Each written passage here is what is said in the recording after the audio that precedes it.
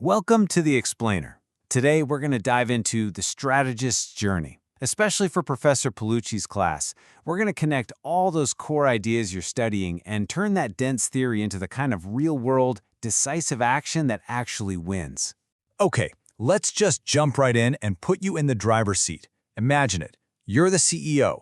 The market's a mess, your competitors are making big moves, and everyone, I mean everyone, is looking at you for the right call. The pressure's on. So, what do? We're about to walk through the exact frameworks you need to make that winning decision. Every single great strategy, no matter how complex, always begins with one simple, super powerful question. ¿Dónde estamos? Where are we right now? You can't possibly figure out where you're going until you know exactly where you stand. So, how do we get that clarity? Well, we start with a classic, the SWOT analysis, or as you know it, FODA. Honestly, the best way to think about it is like a full physical for your business. It's a 360-degree look at what's going on inside your own walls and what's happening out there in the big, wide world. And what's so brilliant about this simple grid is how it organizes your brain. It forces you, right off the bat, to separate the stuff you can control, your own strengths and weaknesses, from the stuff you can't, the opportunities and threats out there in the market. Getting that split right, that is the absolute foundation of all clear strategic thinking. But listen, a perfect analysis that just sits on a hard drive is completely useless, right? The real magic, the part that matters, is when you turn that diagnosis into direction. So that's our next step. ¿Qué hacemos? What do we actually do? This is it. This is the big question. And frankly, this is where so many smart companies totally drop the ball. You've got this beautiful list of factors, but so what? What do you do about them? How do you actually turn all that good thinking into a real plan? And that is where the CAME framework comes into play. You should think of it as the perfect bridge. It literally connects your SWOT analysis directly to your action plan. It is the answer to the so what question because it forces you to decide exactly how you're going to correct, confront, maintain, and exploit. And boom, here you can see that connection in action. This isn't just a boring list anymore. This is where real strategy is born. You take your strengths and you match them with opportunities to go on the offense. You use those same strengths to build a defense against the threats. You make a reorientation plan to correct your weaknesses, and you create a survival strategy to confront those really dangerous weak spots. This is how you go from just having an idea to making an impact. Okay, let's zoom out for a minute. Let's go up to the corporate level. If your company isn't just one single business, but a whole collection of them, a portfolio, you've got a totally different problem. The big question becomes, ¿Dónde invertimos? Where do we put our money? Where do we place our bets for the future? For this challenge, we turn to another famous tool, the BCG matrix from the Boston Consulting Group. It's just like managing an investment portfolio. It gives you a crystal clear picture of which parts of your business are the real growth engines, and, just as important, which ones might be sucking up cash that you could be using somewhere else.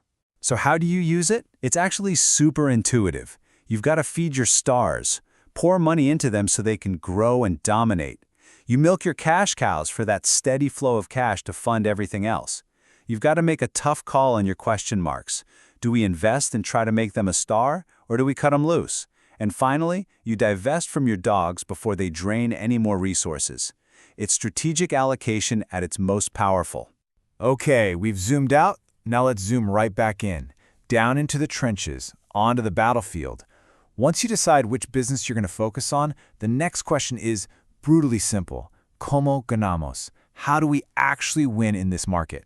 Well, the legend himself, Michael Porter, argued that when you boil everything down, there are really only three fundamental ways to get a competitive advantage that lasts. That's it. 3. You have to choose your path. Path number 1, you can win on price. This is cost leadership. The whole game is about being the most efficient, lowest cost machine in your entire industry. Think about a brand like BIC, or even closer to home for us, YPF. They're not fancy, but they appeal to a huge market that wants a solid, basic product at a great price. Or you could go a totally different way and win by being different.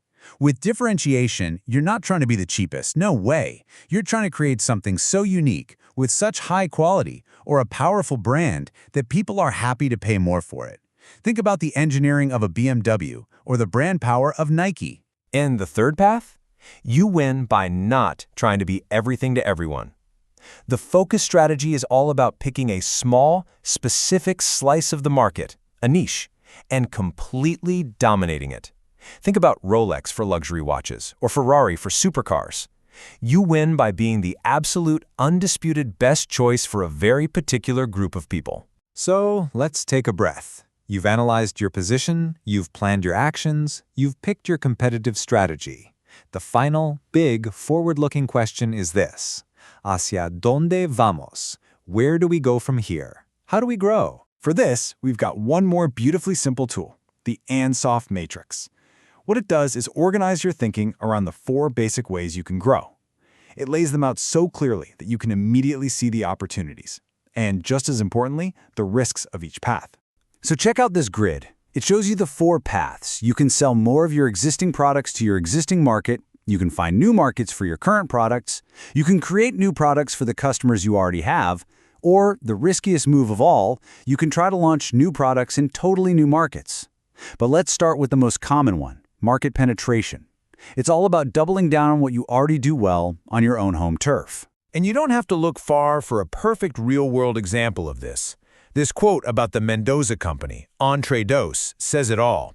They didn't have to go invent some crazy new thing or try to sell overseas. They just grew spectacularly by executing that penetration strategy perfectly, proving that sometimes the most powerful growth starts right in your own backyard.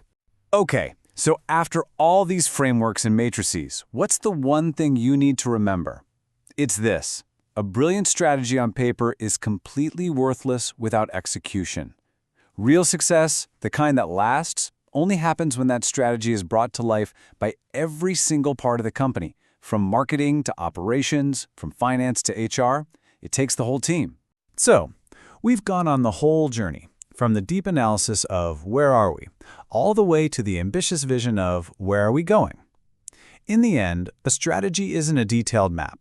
It's a compass. It gives you a direction. These tools help you build that compass. Now it's your turn to figure out which way it's going to point.